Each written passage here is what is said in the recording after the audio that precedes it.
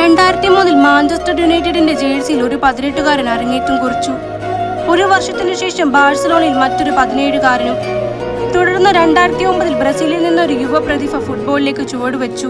അടുത്ത 20 വർഷം ഓരോ ബാലൺ ഡിയോറിനെയും, ഓരോ ചാമ്പ്യൻ ലീഗ് രാത്രിയെയും, ഓരോ ലോകകപ്പിനെയും ചുറ്റിപ്പറ്റിയ ചർച്ചകളിൽ ഈ 3 പേരുണ്ടായിരുന്നു.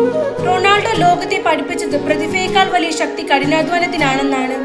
മെസ്സി തെളിയിച്ചത് ശരീരത്തിന്റെ വലിപ്പമല്ല, കാഴ്ചപ്പാടാണ് ഓരോ കളിക്കാരനെയും നിർവചിക്കുന്നത്. നെയ്മർ ഓർമ്മിപ്പിച്ചത് ഫുട്ബോൾ ചിലപ്പോൾ ഒരു കായിക മത്സരമല്ല, അതൊരു കലാരൂപമാണെന്നാണ്.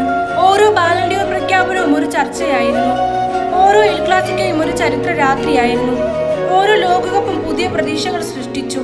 ചിലർ റൊണാൾഡോയെ തിരഞ്ഞെടുത്തു, ചിലർ മെസ്സിയെയും, മറ്റു ചിലർ പന്ത് കാലിലുണ്ടെങ്കിൽ എന്തും ചെയ്യാൻ കഴിയുന്ന നെയ്മറിനെയും. അവർ വെറും മത്സരങ്ങൾ മാത്രമല്ല ജയിച്ചത്, ഒരു തലമുറ ഫുട്ബോൾ കാണുന്ന രീതിയെ തന്നെ അവർ മാറ്റിയിരിക്കുന്നു.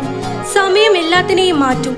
ഇന്ന് സ്റ്റേഡിയങ്ങളിൽ ആർപ്പുവിളികൾ പഴയതുപോലെ തന്നെയുണ്ട്, പക്ഷേ മൈതാനത്ത് ഓടുന്ന സമയം മാറിക്കൊണ്ടിരിക്കുകയാണ്. പുതിയ തലമുറ എത്തിക്കഴിഞ്ഞു, പുതിയ കഥകൾ എഴുതാൻ അവർ തയ്യാറാണ്. എന്നാൽ ഒരു കാര്യം ഇനി ഒരിക്കലും ആവർത്തിക്കില്ല. മെസ്സിയെയും റൊണാൾഡോയും നെയ്മറിനെയും ഒരേ കാലഘട്ടത്തിൽ ലോക ഫുട്ബോളിനെ നിർവചിച്ച ആ വർഷങ്ങൾ. ഒരു ദിവസം ഈ 3 പേരും അവസാനമായി ഒരു ഫുട്ബോൾ മൈതാനത്തിൽ നിന്ന് നടന്നു നീങ്ങിപ്പോകും. അന്ന് അവസാനിക്കുന്നത് 3 കരിയറുകളല്ല, ഒരു തലമുറയുടെ ഓർമ്മകളാണ്. ചില ഓർമ്മകൾക്ക് അവസാനമില്ല, അതുകൊണ്ടാണ് ചില യുഗങ്ങൾ ചരിത്രമാകുന്നത്.